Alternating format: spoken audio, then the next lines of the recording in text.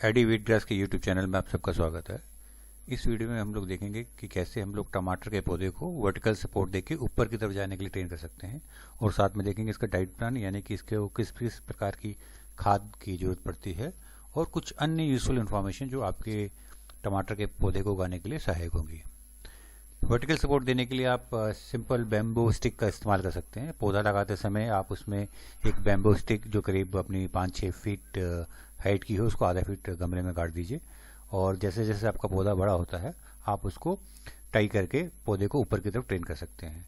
दूसरा एक तरीका, जैसे आप इस वीडियो में देख रहे होंगे, हमने 3 स्टिक्स ली हैं बैम्बू की, उनको तीनों कोनों में गाड़ा है, और पतली सी एक बैम्बू की स्टिक जो मतलब 1/4 ऑफ ए बैम्बू की थिकनेस होती है, उसको काट के हमने उसको गोलाई में बांधा है, जिससे कि वो एक केज की शेप में आ गया है। तो ये 2 तरीके आप यूज़ कर सकते हैं। बाजार में भी बने बनाए आपको हार्डवेयर की दुकान पे जालियाँ मिल जाएंगी। वो जाली चूज़ करिए जिसमें इसके खाने जो हैं वो काफ़ी बड़े हों। तो उस तरह की जाली को भी आप गमले के सरकमफ्रेंस या किनारी की तरफ आप उसको आधा फीट अंदर गाड़ के गोलाई बना सकते हैं। तो उसके अंदर में आपका पौधा जो है टमाटर का वो ऊपर की तरफ बढ़ेगा, और उसको आपको बांधने की जरूरत नहीं पड़ेगी। आइए अब हम जानते हैं टमाटर के सॉइल प्रिपरेशन के बारे में। टमाटर एक काफ़ी न्यूट्रिशन हंग्री पौधा होता है, उसको काफ़ी ज़्यादा खुराक की ज़रूरत होती है। तो आप इसमें जब प्लांट करें पौधे को, तो उसकी जो सॉइल प्रिपेयर करें उसमें 50% करीब आप कंपोस्ट या वर्मी कंपोस्ट को डालें, और बाकी 25% सॉइल और 25% कोकोपीट को डालें। कोकोपीट डालने का फ़ायदा ये होता है कि आपका ये वाटर रिटेंशन या मॉइस्चर बनाए रखने में फ़ायदा करता है, प्लस ये गमले के वेट को भी कम करता है। तो जो लोग अपना बालकनी में किचन गार्डन लगा रहे हैं उनके लिए फ़ायदा होता है कि गमले का वेट कम होता है। हर एक के आस पड़ोस में कोई ना कोई ऐसा बच्चा आपको मिल जाएगा जिसके माँ बाप उसको चाहे जितना खिला लें वो दुबला पतली रहता है और अपने माँ बाप को शर्मिंदा करता रहता है। टमाटर का भी करीब यही हाल है। आप इन पत्तों को जरा ध्यान से देखिए, ऐसा लगेगा जैसे इनको ठीक से न्यूट्रिशन नहीं मिला है। जब टमाटर में फ्लावर से फ्रूट की स्टेज आती है और इसके जो फल बनना चालू होते हैं, तो उसका सारा जो न्यूट्रिशन है करीब करीब फ्रूट की तरफ बढ़ता है, और पत्ते ऐसे लगेंगे जैसे इनको खाने ही नहीं मिला है। इसके लिए हमें जो है टमाटर को रेगुलर बेसिस पे खाद देनी पड़ती है। आप इसमें फास्फोरस वाली जो खाद, जिसमें फास्फोरस ज़्यादा आता है, उस खाद को फ्लावर स्टेज पे हर हफ्ते पे दें, और साथ में अगर आप लिक्विड फर्टिलाइज़र भी इसको देते हैं तो आपका जो रिजल्ट है वो काफ़ी अच्छा आता है। इस प्लांट को लगाने के लिए कुछ आप जरूरी चीज़ें वो जान लें। टमाटर को लगाने के लिए जो गमले का इस्तेमाल करें वो कम से कम 18 इंच उससे बड़ा हो। जैसे हमने डिस्कस किया कि टमाटर को काफ़ी न्यूट्रिशन चाहिए होता है, तो उसका रूट सिस्टम काफ़ी स्ट्रांग होना चाहिए, तो उसके लिए एक बड़े गमले की जरूरत होती है। तो 18 इंच प्लस बड़ा गमला आप लीजिए आप उसके लिए।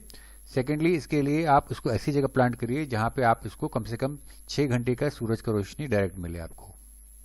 उसके बाद आपको जो ध्यान देने वाली बात है कि टमाटर के पौधे को हमेशा जो है मॉइस्चर की जरूरत पड़ती है, तो आपको इसको हमेशा ध्यान देना पड़ेगा कि इसमें पानी का मॉइस्चर बना रहे।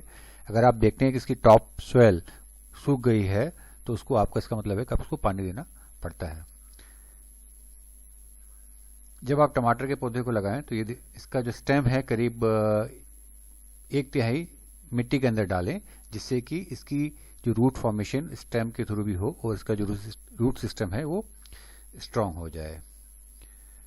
मॉइस्चर को बनाए रखने के लिए एक बढ़िया तरीका ये हो सकता है कि आप इसके ऊपर कतरी हुई जो सूखी पत्तियां होती हैं या आपके पास घास फूस डाल के उसको ऊपर से ढक दें, जिससे कि उसका मॉइस्चर का गर्मियों में लॉस ना हो, क्योंकि ये पौधा आपका जो है गर्मी में लगता है, फ्रूट अप वगैरह होता है, तो उस समय आप इसके मॉइस्चर को बचाने के लिए सूखी पत्तियों की कतरन या घास फूस उसकी मिट्टी के ऊपर बिछा के उसको आप उसकी मॉइस्चर को बनाए रख सकते हैं।